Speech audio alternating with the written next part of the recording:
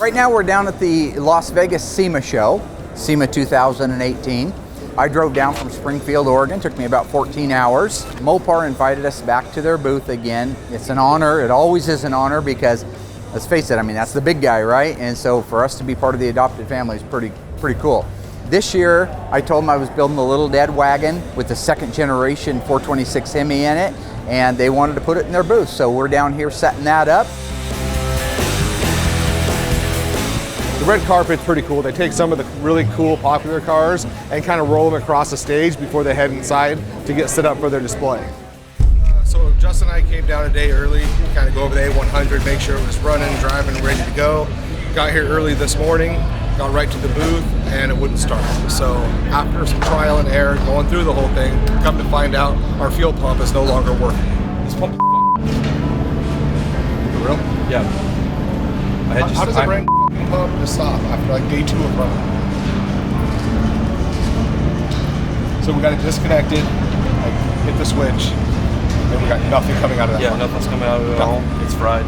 So right now we can't run the truck, and we have about 45 minutes before we're due on the red carpet. And the reason we're running around, sweating, it's hot as hell in here. So I think that the fuel pump's probably not pumping. It's running, but it's not pumping anything. So Mopar has this, I think, 345 horse crate engine.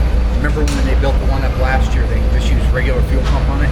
So it's got an electric fuel pump inside here that's regulated up to 60 pounds for this, but we can regulate it down for ours. And it's got 6 AN fittings on it. So I think they're coming over to take the pump out and then hand it to us, and we're going to put it in ours. So the 2 wires that go to ours will have to go over to theirs. Okay.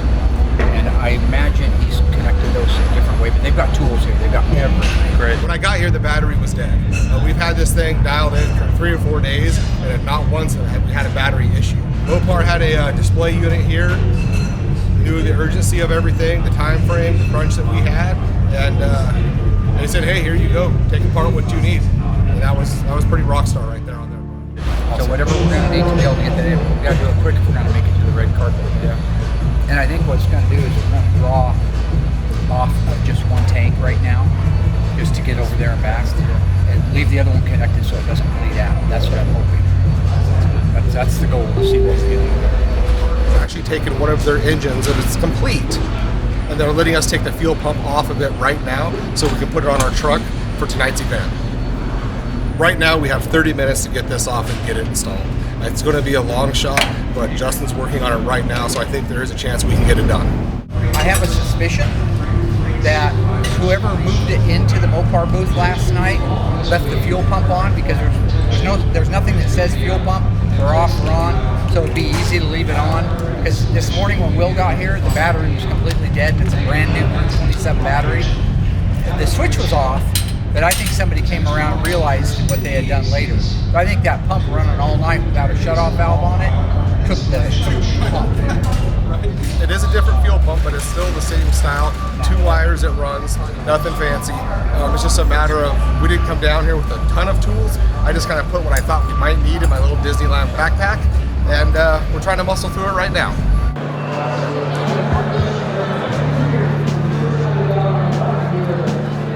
We have the fuel pump in there. The problem we're running into is they use bigger fittings than what we used. So at this point, we're trying to see if we can just bypass all of our system completely and go with their setup all the way through and try to get it good enough just to get it to the red carpet tonight. It is 1:45, we have 15 minutes. It's just been one problem after another. We've always been able to overcome everything over the past couple months. That means the little dead wagon is dead. We just found out that we're not going to be able to get this truck running and on stage for the red carpet event. So instead we're getting ready to raise it up in the air, put it on the stand so it can be up on display. Everybody will enjoy it. It was just kind of disappointing that we couldn't get to the actual red carpet event. I guess we just clean up our mess, get the forklift, because we still need to get this thing jacked up and done. Yep, we'll talk tomorrow. All right. It's real frustrating, real disappointing. So at this point, we're basically just kind of buttoning it back up. We're going to get it lifted 4 feet up in the air, and then we're going to go out and have a drink.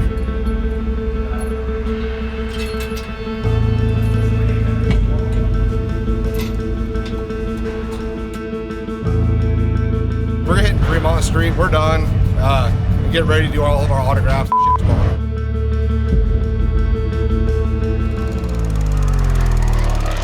There's two things that I have to do at SEMA. Number one is keep the tradition of starting at 426, and we did that. Number two is to always make sure we bring a big announcement, and trust me, I have one. And speaking of concepts, I know that there is something special under this cover over here. I don't know what kind of car is under the cover on the stage, but I'm anxious to find out. All right, ladies and gentlemen, the 1968 Dodge Supercharger concept. The concept Supercharger is a good-looking car. Now, they just wanted you to see what a concept Charger could look like should they do something like that down the road. Honestly, I think this car is awesome. It's bringing the old school and the new school together, which for my generation is going to make us fall in love with Mopar all over again. A lot of cool things to it. Love the color. A lot of modifications that were really cool. Overall, it's gorgeous. I like it. I'm sure Mark loves it too. I think they'd be missing the boat if they didn't build something close to that. They did it with the Challenger, proved it can be done, took old world influence, put it into a new generation car that met all of the safety regulations and EPA and all that. They can do it again. They can do it with a Charger. That sucks that this is a car that's not going to go into production and that it's only a concept car. Can we start a GoFund page or something? Get 1,000 signatures, we can make it. Mopar's great at everything they do. One really cool thing was the way they ran their exhaust through the taillights. That's just that next level that you don't really think about. That's just thinking outside the box when you're doing a creative build like that. I thought it was executed really nice. You know, I wasn't here back in the 70s, so it's a big catch-up game. My generation liked a lot of the modifications, kind of making their cars their own. So seeing the two worlds come together is pretty awesome.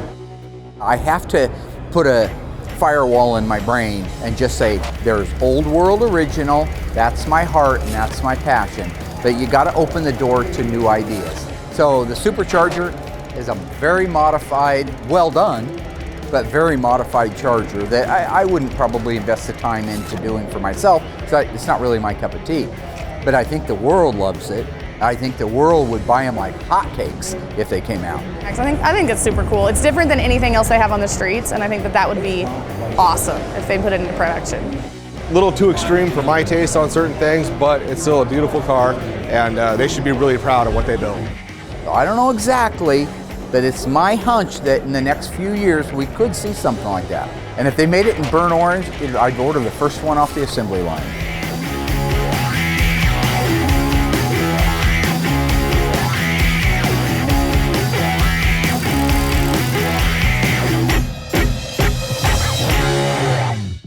One of the things I'm looking forward to is at 4:26 in the afternoon, they always have their press release on the first day of the show. So they've asked me to be out in the audience because they want to surprise me, I guess. If you're a SEMA regular, you may have been expected to be greeted by someone with an Italian accent. So our good friend Pietro actually moved up, and now he's working with Mopar on a global level. So now we have a new guy named Steve we're getting to work with. So I think it's time for me to address the elephant in the room. All right, I think it is. You know, this year's super, super exciting. They have a surprise for Mark. We don't know what it's going to be. So over the last few years, Mopar has been excited with words like horsepower, Hemi crate engines, Hell crate. Mopar has a big surprise. Hasn't told us, hasn't told Mark. So I'm kind of anxious to see what it is. We're always looking for that extra ounce of performance. And the good news is, we found it. So I know that my dad has no idea what the surprise is going to be from Mopar because he's going around to everybody and trying to get information from them. And you may have seen our teasers, by the way, on social media. And as you watched, you knew something big was coming. Well, the wait is over. The fact that they kept me out of it, I know it's a big release. All right, introducing another first from Mopar. Plug and play, 1,000 horsepower, Mopar 426 supercharged elephant crate Hemi engine. I had no idea that they were about to unveil the most incredible crate engine in the history of the world.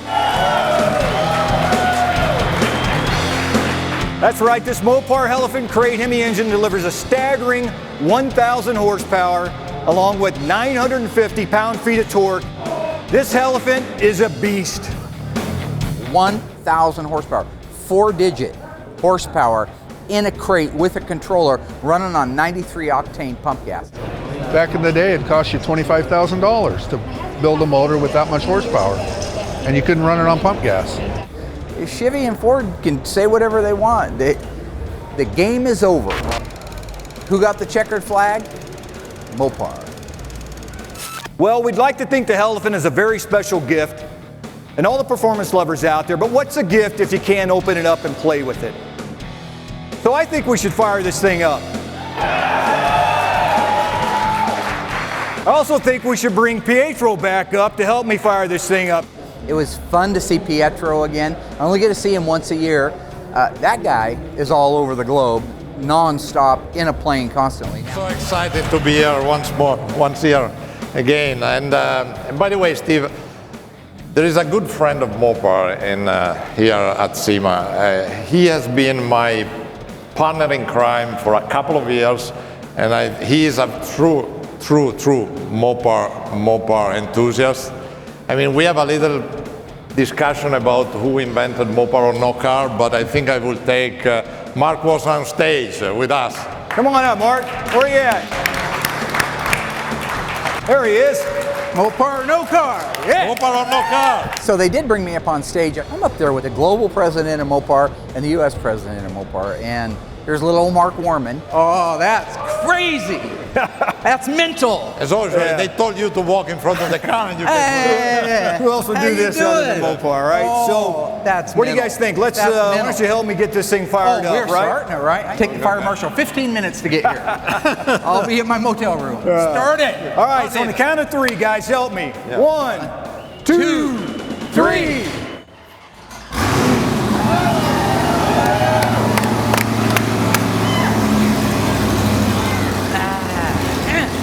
Now the fire marshal is gonna come. There you go. Listen to that. Listen to that. Come on, now give it a round.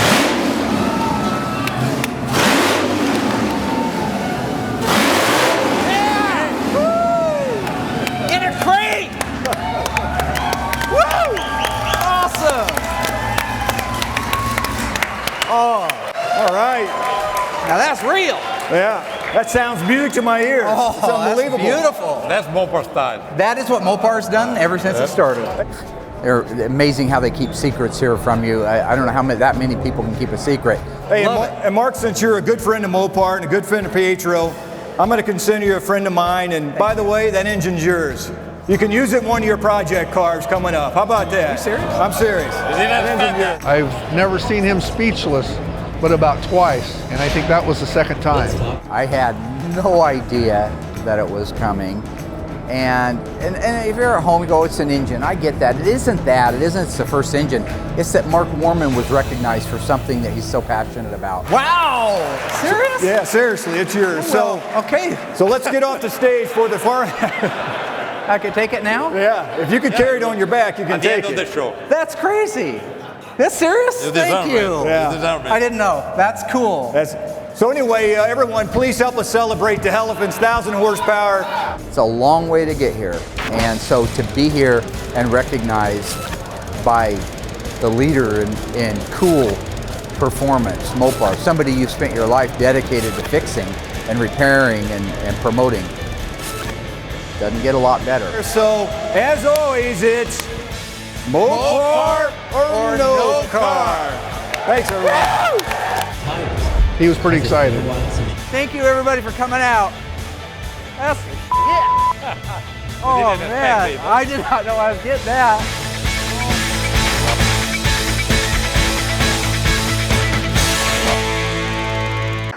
Hello ghouls, Mark Warman here, the Ice Tray from Graveyard Cars. If you enjoyed this video, be sure to like it, drop a comment down below, and subscribe to our channel. We have fantastic stuff coming up and some of it you've never seen before.